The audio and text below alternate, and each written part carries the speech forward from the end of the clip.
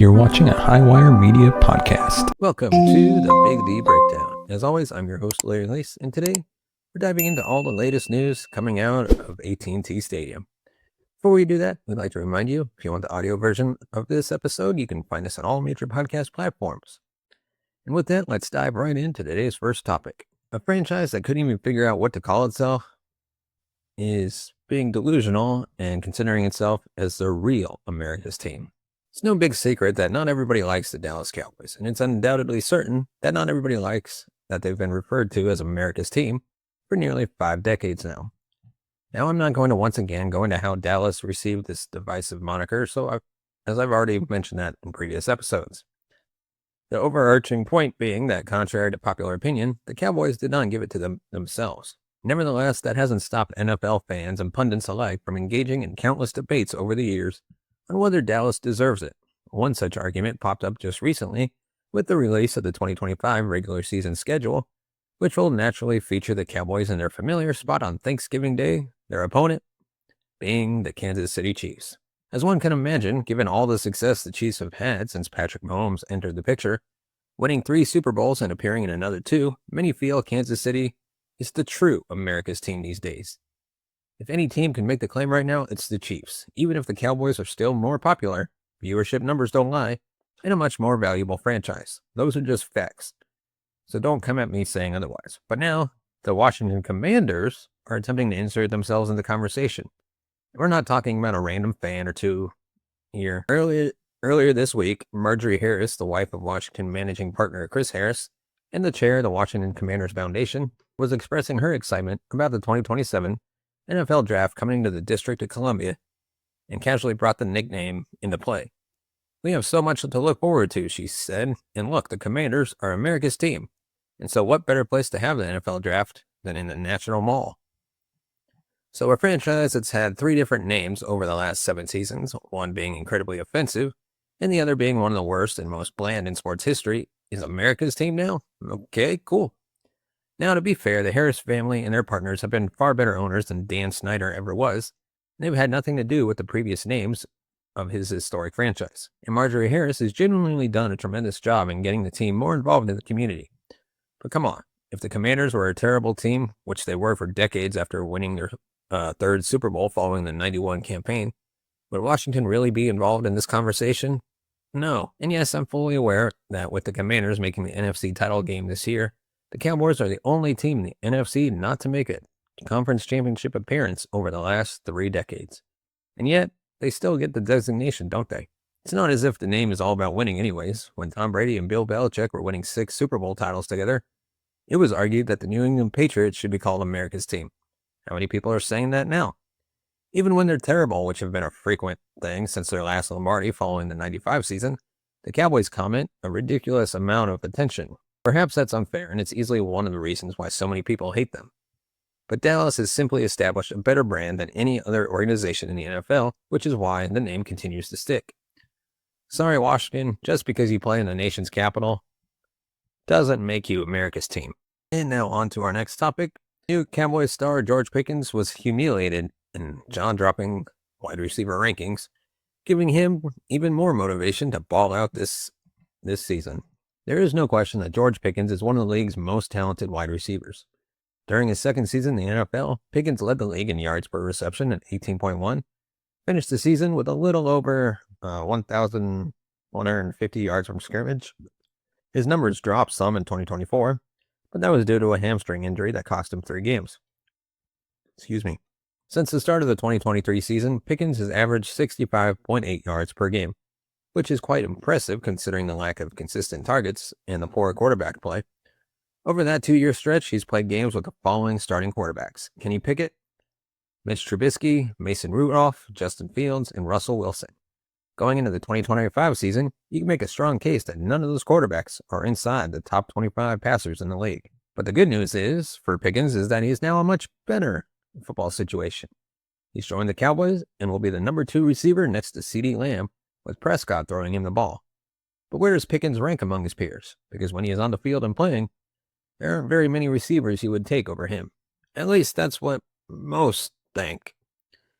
In a recent article from PFF, he ranked the top They ranked the top 32 receivers heading into the 2025 season. CeeDee Lamb was number 6, behind players like A.J. Brown, Amon-Ra St. Brown, and of course Justin Jefferson and Jamar Chase. But the most fascinating ranking was a player who wasn't even mentioned, George Pickens.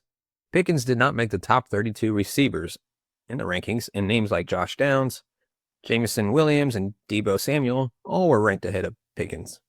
Again, that is quite surprising considering that Pickens is 21st in the NFL in receiving yards per game over the last 2 seasons, despite awful quarterback play. Pickens isn't the most refined receiver, and the play-to-play consistency isn't there yet. But he's been a very efficient receiver for his career, and he's one of the league's best deep threats. There is a lot of non-football stuff that is likely causing Pickens to fall off PFF's list, but in terms of pure talent, there is no doubt that he is one of the top 32 receivers in the league. Pickens is hoping to prove that during the 2025 season and cash in during his contract year. If he can stay out of trouble and on the field, don't be surprised if Pickens is easily inside the top 20 of this list at this time next year. In fact, you can make a case right now that he should already be there. And now, let me know your thoughts on Pickens as the number 2 receiver. Do you think he's going to perform well, or do you think he's going to be a disaster this season? But with that, let's go into our next topic. The new Cowboys quarterback, Joe Milton, is starting a flashing upside and chaos in a wild OTA outing. It was a roller coaster practice for Dallas's new quarterback. It was widely expected that the Dallas Cowboys would move in a different direction of backup quarterback this offseason. While Cooper Rush exceeded expectations during his time as number 2, a stylistic change was necessary, which led the front office to trade for Patriots reserve Joe Milton. Milton has tremendous upside and already boasts one of the strongest arms in the league. However, he has a lot of developing to do. He needs more touch on his passes and often loses timing of progressions. That can be attributed to his wonky footwork, but the talent is undeniable. If Milton's first OTA practice was any indication, fans should expect a lot of ups and downs from the young quarterback this offseason. Per Nick Harris to the Fort Worth Star-Telegram, Milton's afternoon included a 20-yard scramble on a broken play and 2 ugly interceptions to linebackers Buddy Johnson and Shamar James. The quarterback is almost always to blame when they are picked off by linebackers. Sure enough, Cowboys staff writer Tommy Urish noted that James read Milton perfectly, which goes back to Milton's rawness. A big knock on him coming out of Tennessee, in addition to accuracy and footwork, was his propensity to lock on to his main target and get tunnel vision when processing his reads. Milton was a 6th-round pick in New England last year and absolutely dazzled in his lone start in Week 18 last season. He completed 22 of 29 passes for 241 yards and 2 touchdowns, with a 111.4 passer rating to boot. The then rookie made a couple of highlight reel throws on the run. Granted, it came against a Bills team that rested most of its starters, but we're still talking about an NFL roster. It is important to remember that the growing pains are expected with Milton. While he was in college for 6 years, 2024 was the only season he attempted more than 150 passes. He needs reps more than anything, and Tuesday's practice was par for the course. The consistency will come, and it certainly helps that he's learning under Brian Schottenheimer and Dak Prescott. And now on to some more shocking news.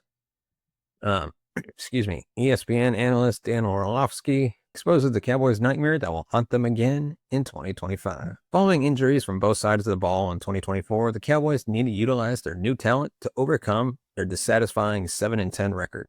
The first major move of the offseason was re-signing defensive tackle Osa Odighizuwa to a 4-year contract extension.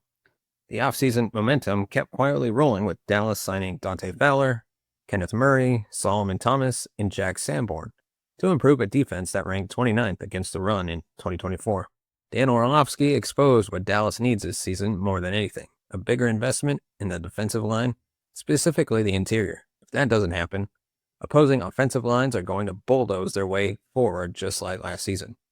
On ESPN's NFL Live, the former quarterback Polk checked the Cowboys as a team that's going to have its hands full on the defensive side of the ball. If the front seven doesn't get bigger fast, it might mean for some field days for opposing ground attacks. In one proposed trade, the Cowboys would land in heaven if they're able to pull off acquiring Lions veteran defensive tackle DJ Reader, weighing at 327 pounds. He already has raw size to match the physicality of the opposing offensive lines. Reader would be a day one starter and a ginormous help to match opposing teams' offensive lines. PFF also wrote an article ranking the offensive lines in the NFL, and the Cowboys will face 6 of the top 10 this season, one of whom is Washington, who will play Dallas twice. Orlovsky is viewed as a Cowboys troll in Dallas because for his anti-Dak Prescott takes, but this concern is legitimate and echoed by most of the fan base. The front office doesn't beef up the defensive trenches or trade for someone like Reader before the regular season, could make for some frustrating Sundays. And now on to some more, recent news. Cowboys tried and failed to sabotage the Eagles after their Super Bowl win. If you come at the champs, you better not miss, and unfortunately, Jerry Jones missed. Dallas Cowboy fans have had enough of the Philadelphia Eagles after they won their second Super Bowl in franchise history last season. Unfortunately, Philly has been all the rage leading up to Wednesday's all-important vote on whether to ban the tush push. After widespread speculation, the owners would vote to remove the tush push from the game. It got renewed, for a lack of better term, for another season. The proposal needed 24 votes to remove the play once and for all. It only got 22, which means 10 teams voted against the ban. According to ESPN Adam Schefter, the Cowboys were not one of those teams, which means Jerry Jones voted to nix to play. The Commanders and Giants were in lockstep with Dallas, so the rest of the division wanted the tush push banned. Not a huge surprise given they play the Eagles twice a year, but it still speaks volumes about what the NFC East thinks of the play.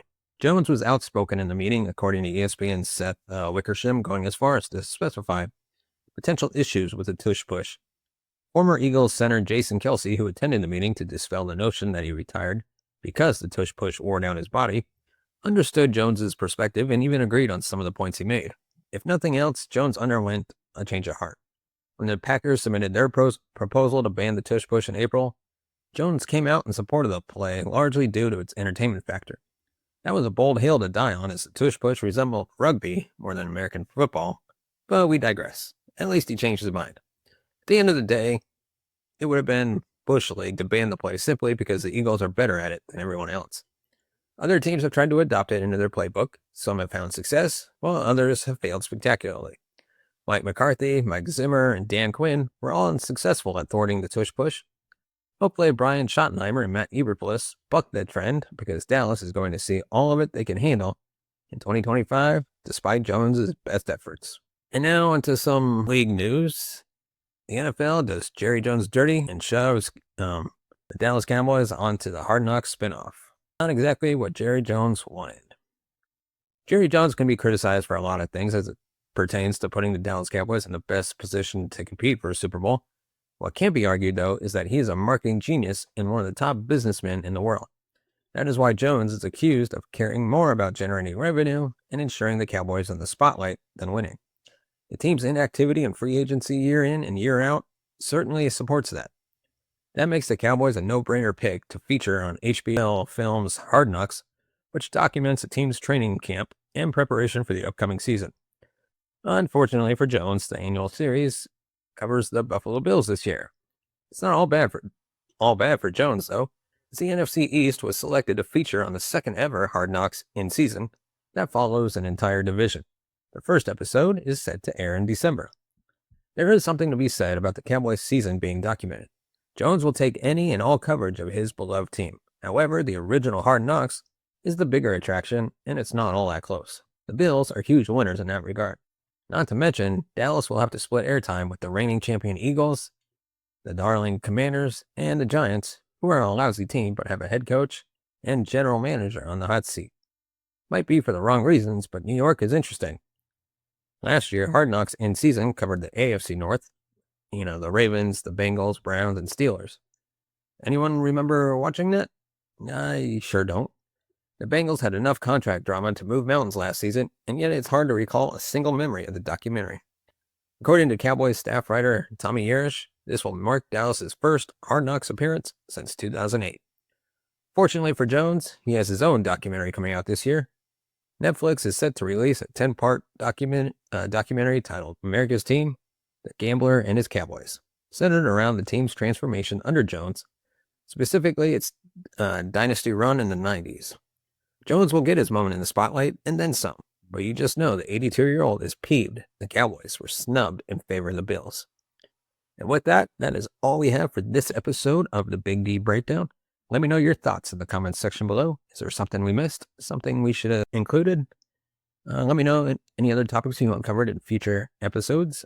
And of course, if you want to support the channel, you can buy us a coffee at buymeacoffee.com/thebigd. Or now you can scan that QR code that you see on the screen.